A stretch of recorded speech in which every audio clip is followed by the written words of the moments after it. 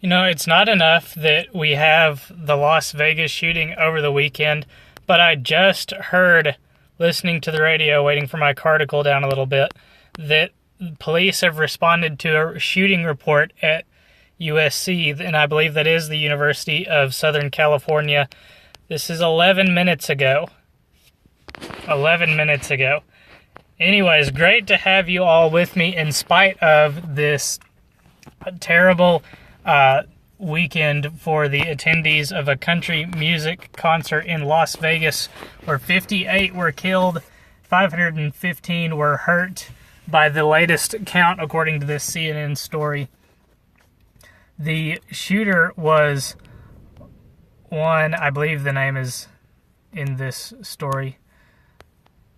Yeah, I'm just going to go to the one that I know it's there. It was one Stephen Paddock, white, 64 years old, apparently killed himself before he was apprehended by the authorities at the scene of the crime. And it wasn't even 12 hours later that people were getting into gear calling for gun control. It was trending on Twitter as early as 7:05 this morning when Eugene Gu, I guess, I have no idea who that is. You know, this person, Piers Morgan, 6:07 a.m. this morning. You know, people got straight into it, talking about hashtag gun control now. And as this person points out, or as rather, this is the tweet I was thinking of. As this person points out, gun control would not have stopped this guy from killing in Las Vegas. He heavily modified a rifle to, from what I read, perform like a machine gun, but it wasn't actually a machine gun. And so whether it was illegal or not, you know, I think in this case it was illegal. As this person points out, this weapon has been banned for years. You know, and it just goes to show you that the left has no shame. Even Democrats, elected Democrats, call for gun control immediately after Las Vegas shooting. This is not even 24 hours after the shooting has taken place. And as this story points out, I believe it said this from the Daily Caller names 4 different congressional Democrats who called for gun measures. Chris Murphy of Connecticut, Elizabeth Warren of Massachusetts, Hillary Clinton, Ed Markey, again of Massachusetts, Bernie Sanders of Vermont. This has been updated. This has more people. Seth Moulton of Massachusetts, Carolyn Maloney of New York. It just goes on and on. Zero shame from the left in following up and injecting politics into this story. But even if we wanted to do gun control on the level that would stop law-abiding citizens from acquiring weapons and using them to kill people, there's this pesky thing called the Second Amendment. This is from the Cornell Law School website, and I'll just read it off to you. A well-regulated militia being necessary to the security of a free state, the right of the people to keep and bear arms shall not be infringed. And as they point out here, stupid things, as they point out here, in the 2008 case, District of Columbia versus Heller, the Supreme Court held that the Second Amendment protects an individual right to possess a firearm unconnected with service in a militia and to use that arm for traditionally lawful purposes, such as self-defense within the home. So, but above and beyond the fact that the Supreme Court has confirmed what I would say the vast majority of Americans believe about the Second Amendment, that it does protect the individual right to keep and bear arms.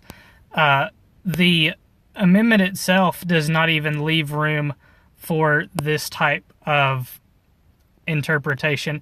And I'd like to present to you a column titled The Unabridged Second Amendment by J. Neil Schulman. I believe that this comes from a book that Mr. Schulman wrote called Stopping Power, and it runs totally counter to the analysis put on by hacks like Cenk Uygur. The next time you see him talking about the Second Amendment, which I'm sure he will do in regards to this Las Vegas shooting, remember what we're going to talk about, because in at least one video in the past, Cenk has talked about the phrase "a well-regulated militia being necessary to the security of a free state" as being a ordinate clause on the right of the people in the Second Amendment. But this is exactly what Shulman wanted to find out when he wanted to find out more about the Second Amendment. He begins his this column like this: "Who would you call if you wanted the top expert on American usage to tell you the meaning of the Second Amendment to the United States Constitution?" And he talks about how he talked to some people that he knew and went on to find this professor, Roy Copland, who wrote a book called American Usage and Style.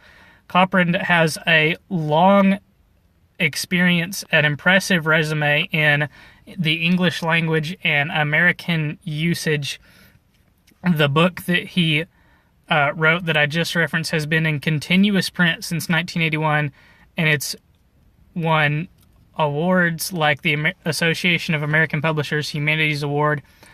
Copland was a newspaper writer and on major dailies for over 3 decades. He taught for 17 years at USC. Since 1952, he's continued writing a column, and I agree, this does sound like an expert. So Neil continued to, or began to contact this person to ask him questions about the Second Amendment, and he began his question like this: "I'm writing you to ask you for your professional opinion as an expert in English usage to analyze the text of the Second Amendment to the United States Constitution." He continued saying, "The debate over this amendment has been whether the first part of the sentence is a restrictive clause or a subordinate clause with respect to the independent clause containing the subject of the sentence, the right of the people to keep and bear arms." Now, remember, people like Cenk Uygur and the left believe that a well-regulated militia is a restrictive clause and is not subordinate, but in fact places restrictions on the second clause, the right of the people to keep and bear arms shall not be infringed. They believe that the right of the people is subordinate to a well-regulated militia. And so that was the question that Neil wanted to ask of Copland. He asked for Copland's analysis of the sentence to not take into consideration issues of political impact or public policy, but be restricted entirely to a linguistic analysis of its meaning and intent. Because when the founders wrote this sentence, they meant something and they intended something, and that's what Copland is being tasked with extracting from these words. And there were some questions asked that Copland is going to restate and answer further on. I want to read almost that entire exchange as we move on. So here we go. Copland: "The words 'a well-regulated militia being necessary to the security of a free state,' contrary to the interpretation cited in your letter of July 26, 1991, constitutes a present participle rather than a clause. It is used as an adjective modifying militia, which is followed by the main clause of the sentence, subject, the right, verb, shall. The to keep and bear arms is asserted as essential for maintaining a militia. In reply to your numbered questions, can the sentence be interpreted to grant the right to keep and bear arms solely to a well-regulated militia? The sentence does not restrict the right to keep and bear arms, nor does it state or imply possession of the right elsewhere or by others than the people. It simply makes a positive statement with respect to a right of the people. Is the right of the people to keep and bear arms granted by the words of the Second Amendment, or does the Second Amendment assume a pre-existing right of the people to keep and bear arms and merely state that such right shall not be infringed? The right is not granted by the amendment. Its existence is assumed. The thrust of the sentence is that the right shall be preserved inviolate for the sake of ensuring a militia.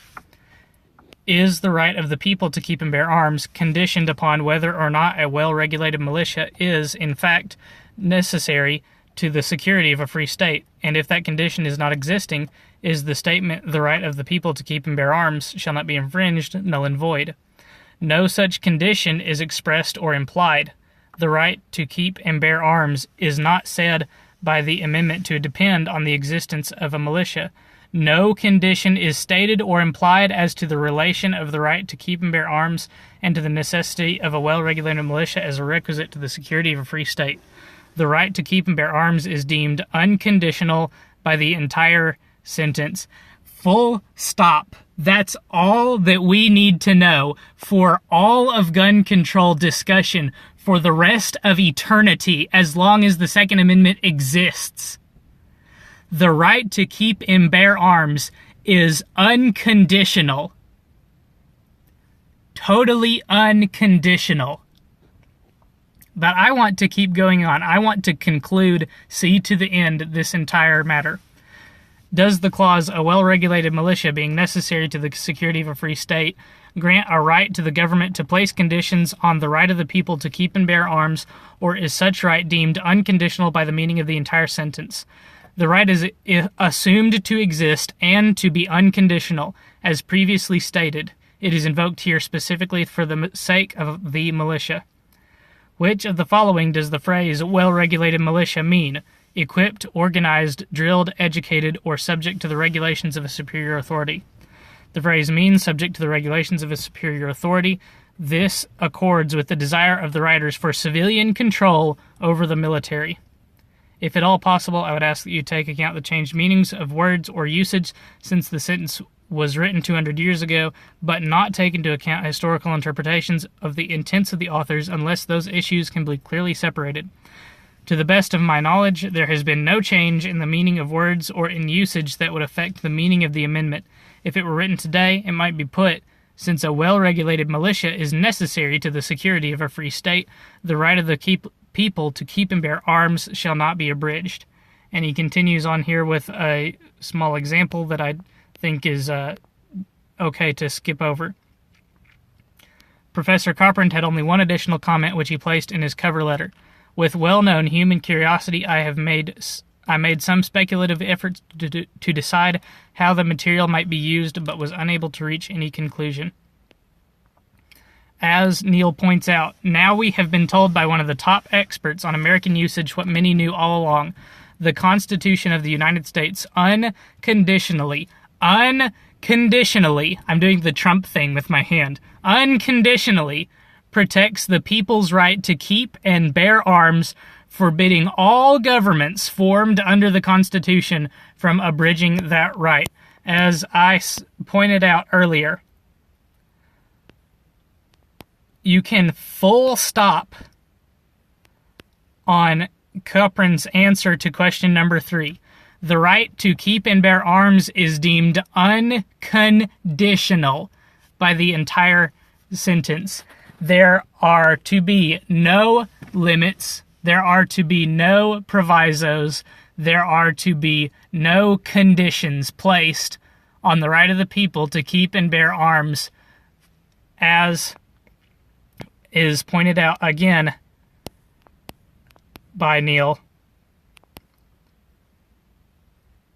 forbidding all governments formed under the Constitution from abridging that right. Now it's time for my controversial opinion.